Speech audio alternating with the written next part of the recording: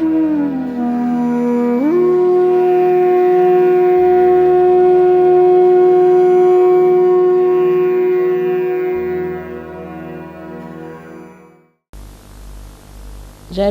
के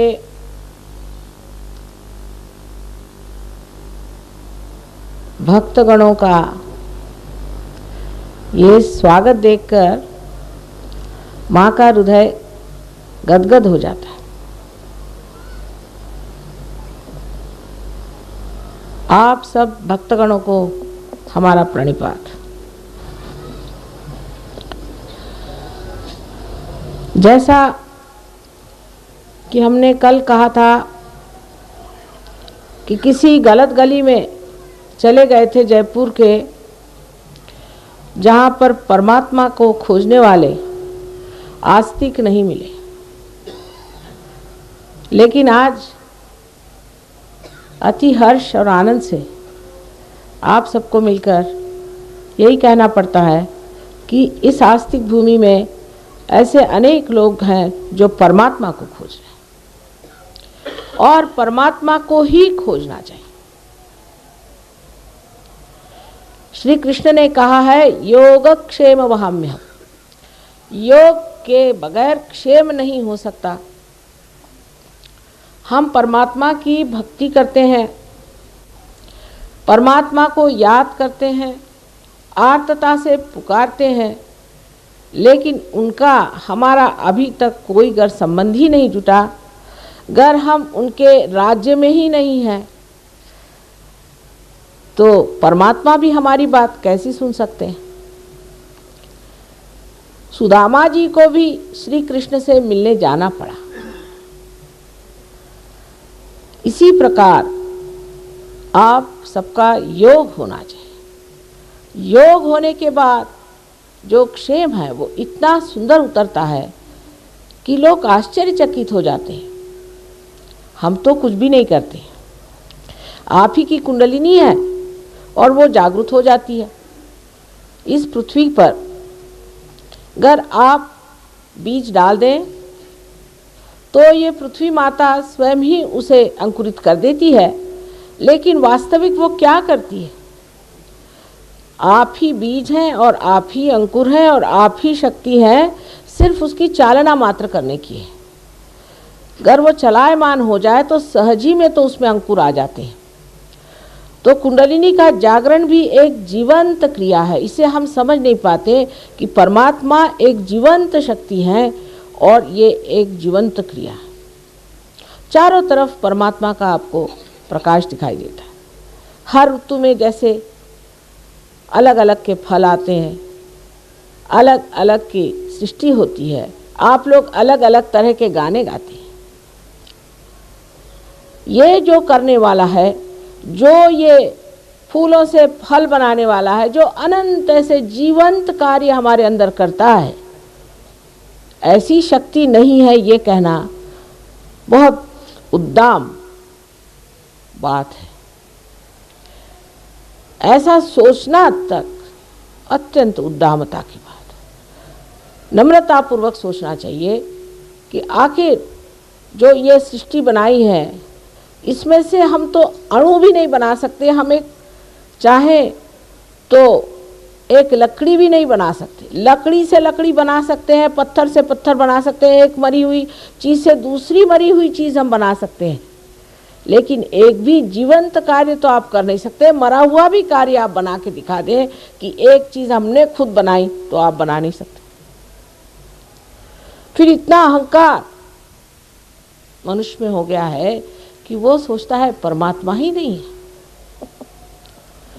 लेकिन ऐसे भक्तगण जो परमात्मा में आस्तिकता रखते हैं, ऐसे श्रद्धापूर्ण तरीके से गाना गाते हैं, ये देख करके जो मैंने एक साल पहले कहा था कि मुझे तो यहाँ के ग्रामों में ले चलो, शहरों से मेरा जी उब गया, ये बात सत्य हो गई।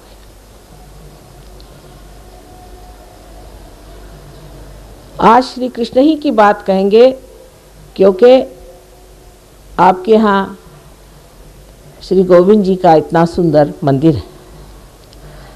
श्री कृष्ण जी ने किस तरह से सहयोग किया था। जब वो छोटे से थे तो गोपियों को छेड़ते रहते थे।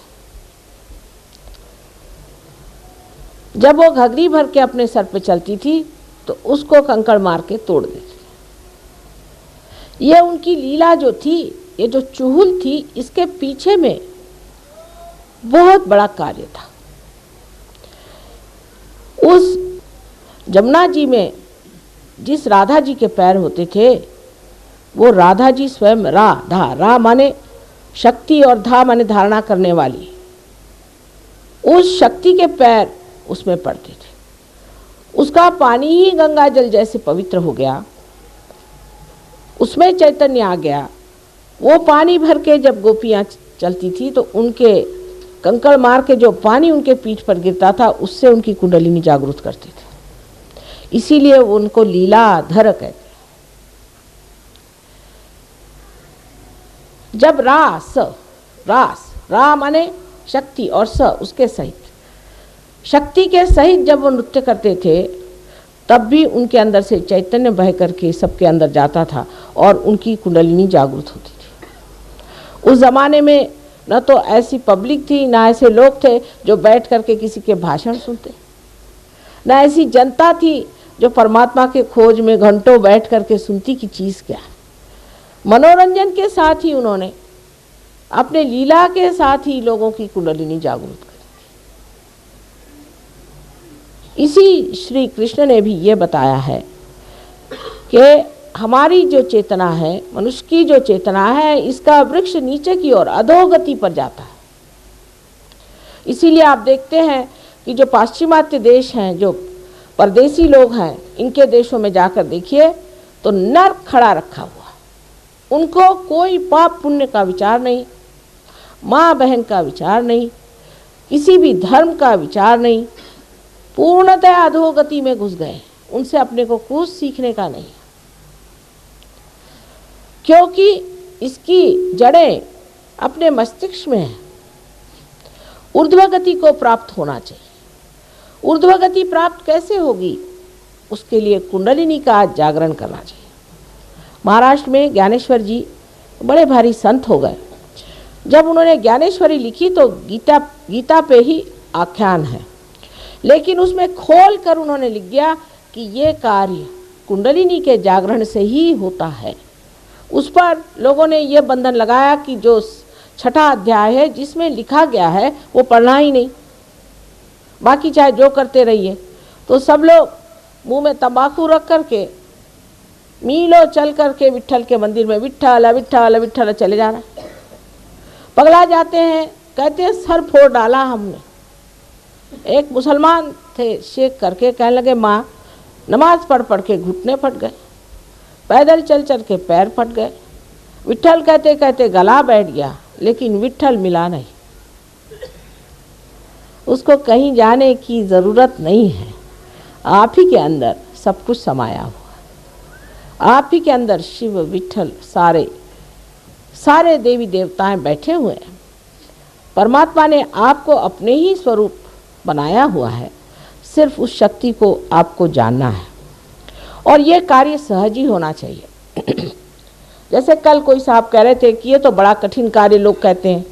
मैंने कहा कहने वाले कहते होंगे, लेकिन असलियत ये है कि जो मूलभूत चीज़ है वो सहज होनी चाहिए। जो जीवंत चीज़ है वो सहज होनी चाहिए, ये इसकी पहचान है। कल अगर आपको श्वास लेने के लिए किसी गुरु को बनाना पड़े और आपको जाकर के किताबें पढ़नी पड़े तो कितने लोग जीवित रहेंगे? इसी प्रकार ये एक जीवंत क्रिया, सहज, सह माने आपके साथ पैदा हुआ, ऐसा ये योग का आपका जन्म सिद्ध अधिकार है। लेकिन उसको प्राप्त होने के लिए एक नम्रता चाहिए कि हमने अभी तक इसे प्राप्त नहीं किया, इसे हमें प्राप्त करना है बस। उसके बाद ये कुंडलिनी जो कि त्रिकोणाकार अस्थि में सुप्तावस्था में है, आप जागृत हो करके आपके ब्रह्मरंध्र को छेदन कर देती है।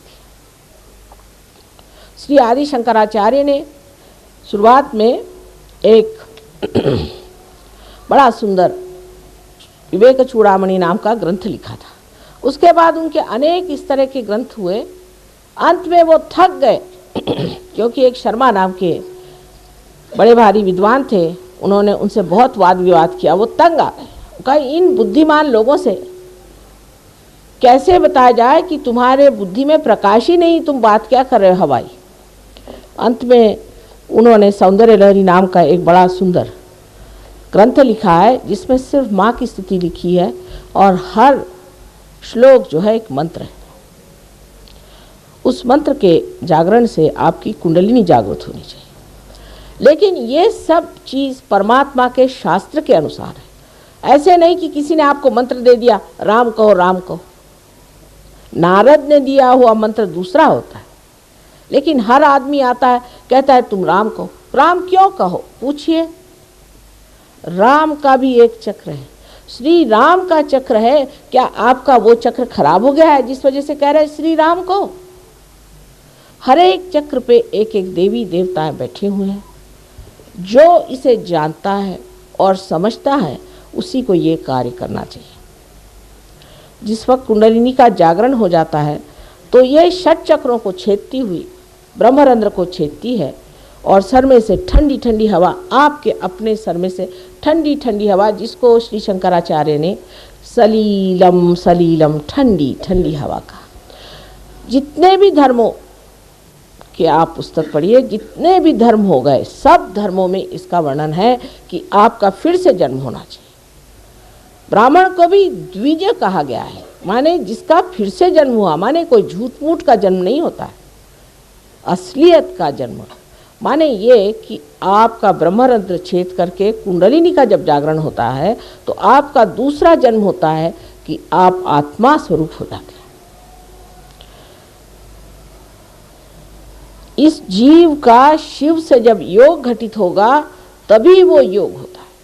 वो कुछ कहने से कि हम योगी हैं, आप योगी नहीं हो जाते। आप योगी हैं तो आपके अंदर शक्ति क्या है?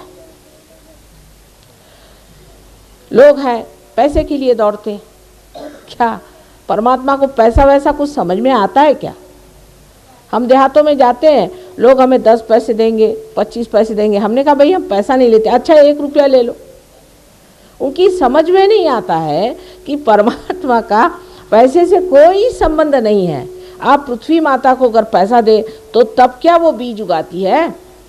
वो तो अपने स्वभाव से ही उस कार्य को करती है, उसका कोई लेना देना बनता नहीं। ये उसका स्वभाव है। जिस स्वभाव में वो बैठी हुई है उसी स्वभाव से वो कार्यान्वित है। क्या आप सूर्य कुछ पैसा चढ़ाए तो क्या सूर्य को पैसा लेना आता है? वो अपने स्वभाव से कार्यान्वित है। इसी प्रकार कुंडलिनी का जागरण भी हमारे स्वभाव से ही होता है, उसमें आपका हमारा देना लेना नहीं बनता।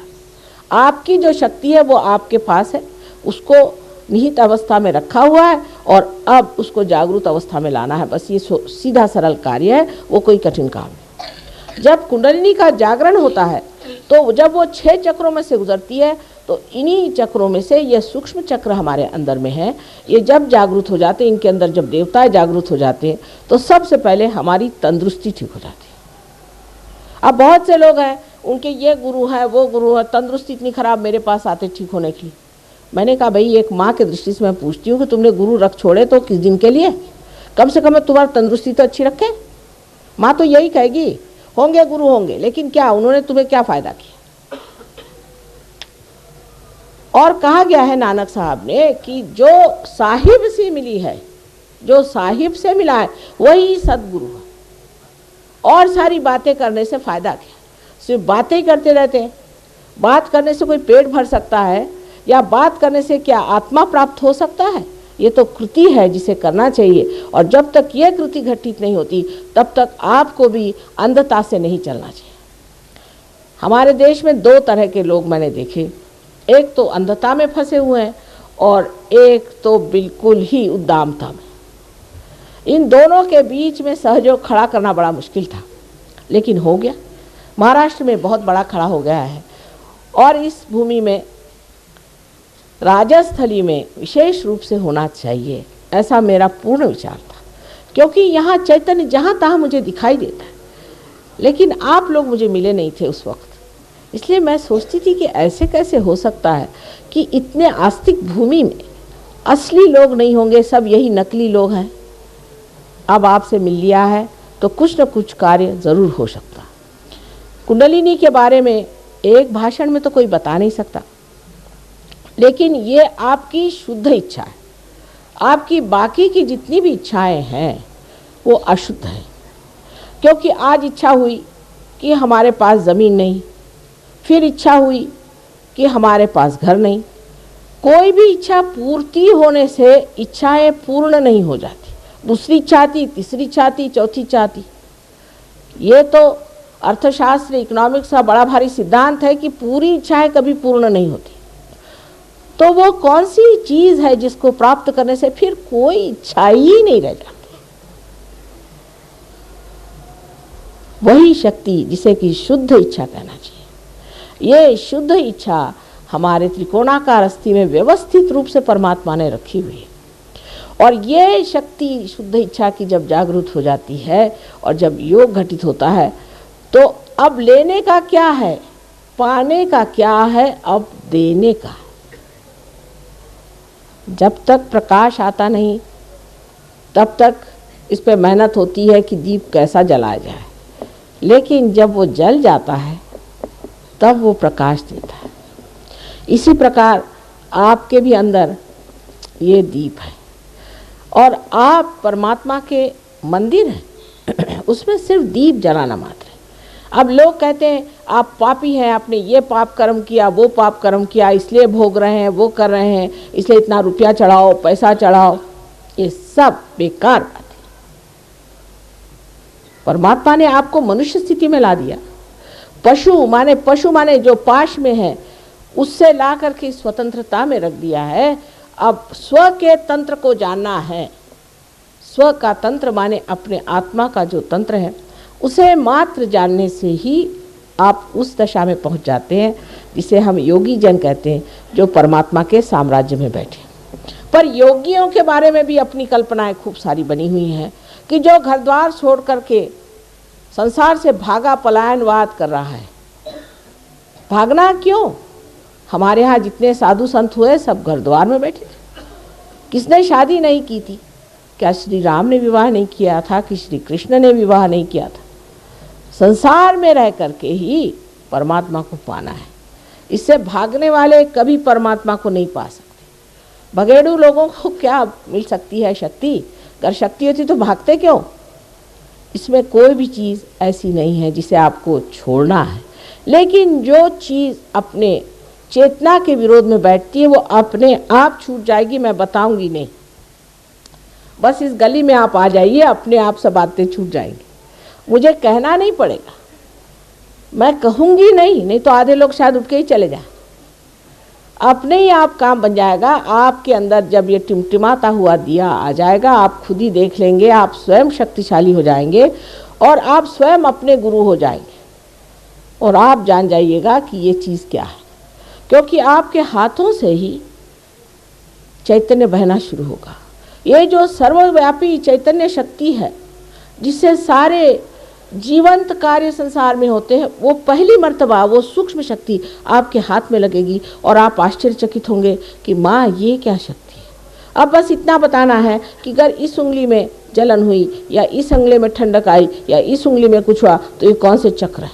इस तरह से 5, 6 और 7 चक्र हमारे अंदर जो हैं वो इस हाथ में और इस हाथ में, इधर भावना और इच्छाएं और इधर शरीर और बुद्धि, जिसको कि हम कहते हैं कि कार्य शक्ति।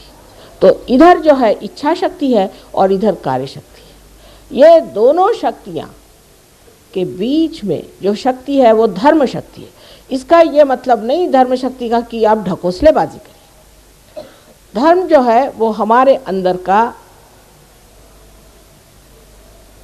पूरा बैठा हुआ एक मानव का स्वरूप है। जैसे कि कार्बन के अंदर 4 वैलेंसी होती है, ऐसे मनुष्य के अंदर 10 है। ये 10 धर्म अगर मनुष्य के अंदर नहीं हो तो मानव नहीं है। और इससे संतुलन आ जाता है।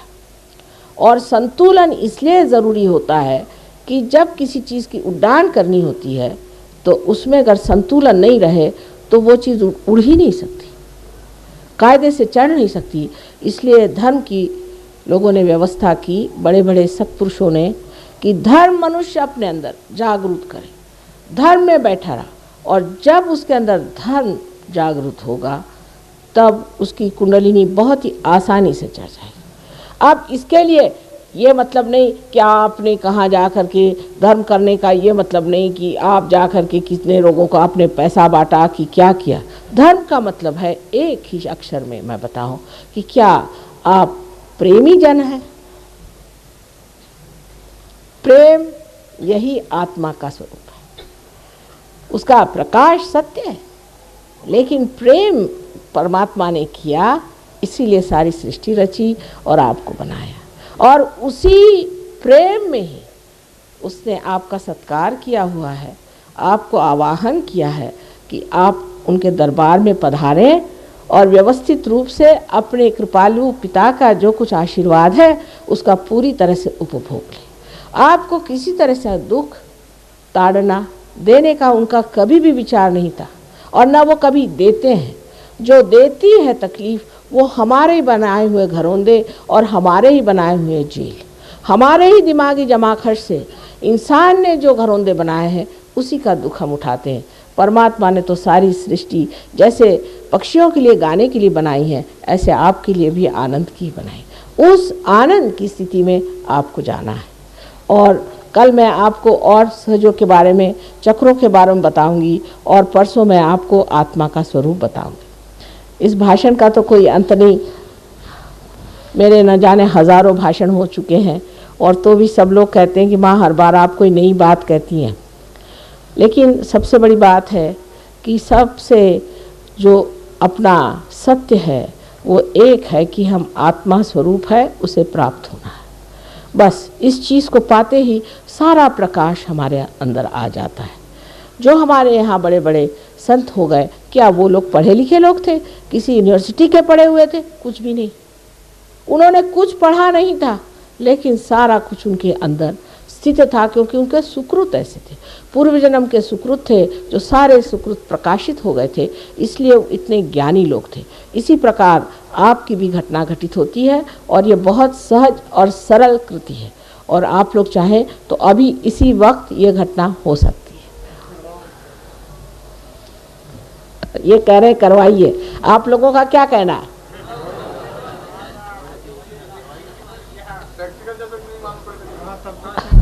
हाँ हाँ, प्रत्यक्ष ही होना है।